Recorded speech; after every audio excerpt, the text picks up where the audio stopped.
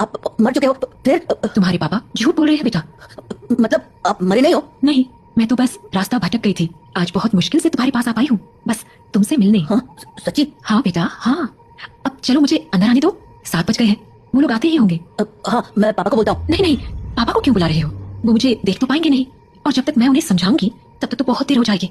इसलिए तुम ही जल्दी से दरवाजा खोल दो, जाओ। पर पापा ने 7 बजे के बाद दरवाजा खोलने से मना किया है। बेटा मेरे पास ज्यादा वक्त नहीं है, मैं ज्यादा देर तक बाहर नहीं रह सकती। तुमने दरवाजा नहीं खोला तो? नहीं मैं खोलता हूँ। थैंक यू बेटा। तो देव अपने घर के दरवाजे पर पहुंचा और दरवाजा खोल दिया। और जब सामने कोई नहीं दिखा तो उसने अपनी मम्मी को आवाजें लगानी शुरू की। मम्मी मम्मी, अरे मम्मी कहाँ गई? मम्मी कहाँ हो? जल्दी आओ ना। देव, पापा तुमने दरवाजा क्यों खोला है? देव बेटा। मम्मी। देव मम्मी को अपनी ओर आते देख ही रहा था कि तभी राणा सा ने एकदम से लाइट्स बंद कर दी, और लाइट के अचानक बंद होते ही देव पीछे पलटा तो उसके सामने अंधेरे में राणा सा खड़े थे, जो देव को चुप रहने का इशारा कर रहे थे। देव बेटा, अरे कहाँ चले गए तुम? देखो मैं आ गई, मम्मी से नहीं मिलोगे? देव देव। नंदिनी देव को आवाज लगा रही थी, पर वो वहां था ही नहीं, क्योंकि राणा सा ने उसे बगल वाले कमरे में छिपाकर दरवाजा बंद कर दिया था। पापा बाहर मम्मी थी और देव शांत हो जाओ, मैंने कहा था ना तुम्हारी मम्मी मर चुकी है। पर पापा उन्होंने बोला वो जिंदा है। और देव बेटा तुम अंदर हो ना? दरवाजा नहीं खोलोगे? तुम्हारी मम्मी आ गई, दरवाजा खोलो बेटा। पापा कोई आवाज मत करो। लेकिन पापा मुझे मम्मी से मिलना है। तुम्हें अगर सच में लगता है कि वो तुम्हारी मम्मी है तो उनसे कल सुबह मिल लेना, ठीक है? पर अभी के लिए शांत हो जाओ। राणा सा, ओ राणा सा, अरे मिलने दो ना मुझे देव से। कब तक झूठ बोलोगे उससे कि मैं मर चुकी हूँ?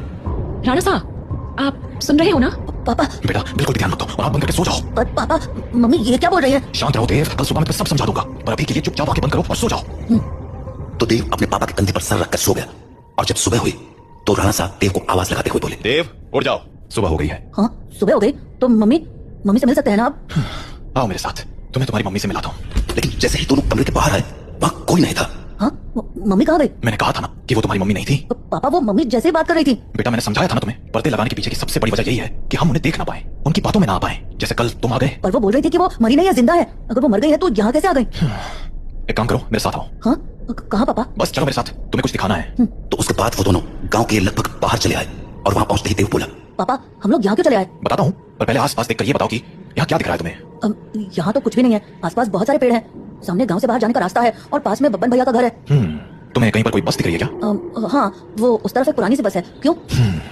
बेटा ये वही जगह है जहाँ तुम्हारी मम्मी की मौत हुई थी। हाँ उस दिन हमें शहर से लौटने में देरी हो गई थी, और गांव पहुंचते पहुंचते सुबह के 4 बज गए। सूरज निकलने में थोड़ा वक्त था तो गांव के सभी घरों की खिड़की दरवाजे बंद ही थे, इसीलिए सुबह होने तक हमारे पास झाड़ियों में छिपे रहने के अलावा कोई चारा नहीं था। हम लोग एक झाड़ के पीछे छिपे ही थे कि मैंने तुम्हारी मम्मी की एक आवाज सुनी। नंदिनी क्या हुआ? राणा सा, उन्होंने हमें देख लिया है, हमें कहीं और जाना पड़ेगा। हाँ पर कहाँ? आसपास कोई घर है? घर तो है,